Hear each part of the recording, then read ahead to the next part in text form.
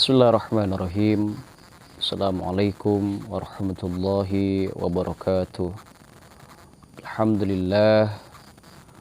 Wassalatu wassalamu ala asyrafil anbiya mursalin sayyidina Muhammadin wa ala alihi wa sahbihi ajmain, amma ba'.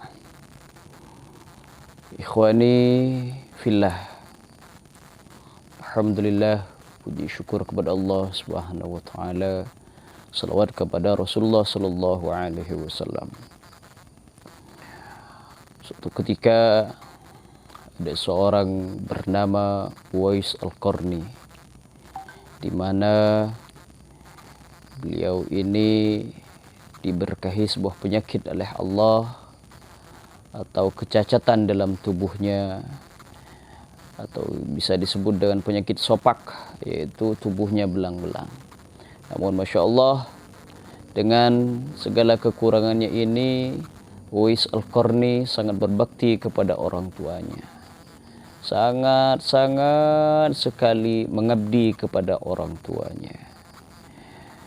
Bagaimana suatu ketika di saat detik-detik menjelang ajal daripada orang tuanya, Uwais Al-Qarni mendapatkan wasiat dari orang tuanya. Orang tuanya punya keinginan sebelum ajal menjemput kepada orang tuanya. Orang tua Uwais Al-Qarni ingin sekali pergi ke Mekah untuk menunaikan ibadah haji. Uwais Al-Qarni yang hidupnya fakir, Uwais Al-Qarni yang hidupnya miskin serba kekurangan, di mana kehidupan sehari-harinya hanya mengembala lembu daripada tetangga-tetangganya, berpikir keras.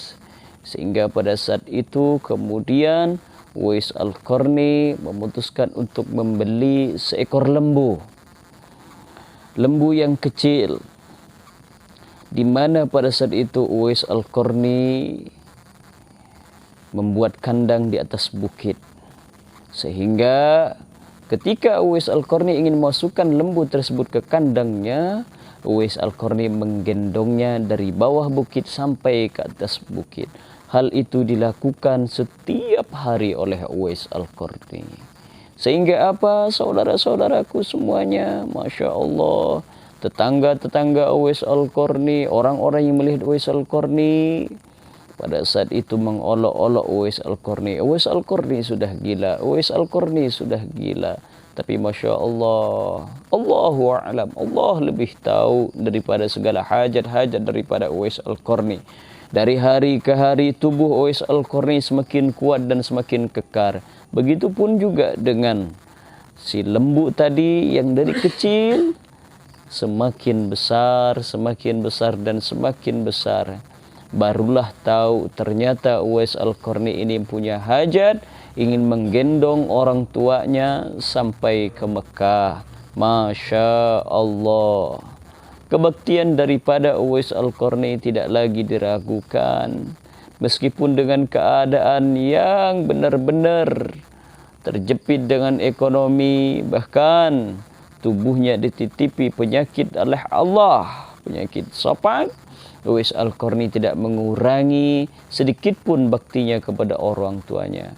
Walhasil Masya Allah, para jamaah semuanya yang dirahmati oleh Allah, Uwais Al-Qarni menggendong orang tuanya dari Yaman ke Mekah hanya untuk mengabdikan diri kepada orang tuanya. Bahkan masyarul muslimin rahimakumullah, kerinduannya yang memuncak kepada Rasulullah ia korbankan untuk tidak bertemu dengan Rasulullah, hanya sekedar untuk mengabdi kepada orang tuanya.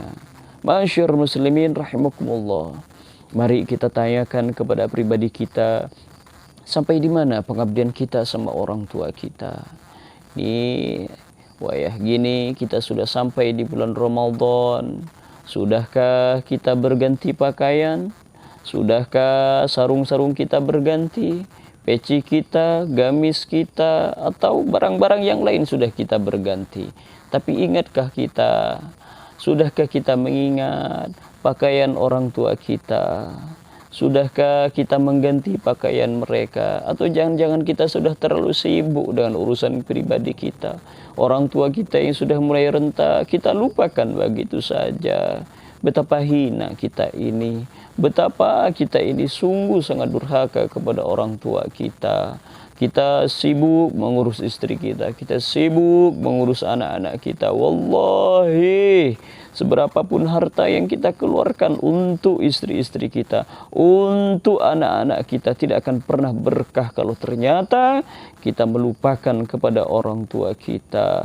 Tengoklah sebentar kepada mukena orang tua kita. Tengoklah sebentar kepada sarung bapak kita. Barangkali di sana ada lusuh yang sudah sangat tua menyentuh kepada sarung orang tua kita atau mukena orang tua kita, ibu kita. Itu sudah saatnya kita ganti. Mumpung ini bulan Ramadan. Masyarul muslimin rahimakumullah. Ada pepatah mengatakan kalau kita ingin luas rezekinya, rezeki kita ingin seperti raja, maka perlakukanlah orang tua kita seperti raja. InsyaAllah rezeki kepada kita juga akan memperlakukan seperti raja. Mudah-mudahan kita termasuk daripada anak-anak yang berbakti kepada orang tuanya. Hadanallahu ikum ajma'in. Wassalamualaikum warahmatullahi wabarakatuh.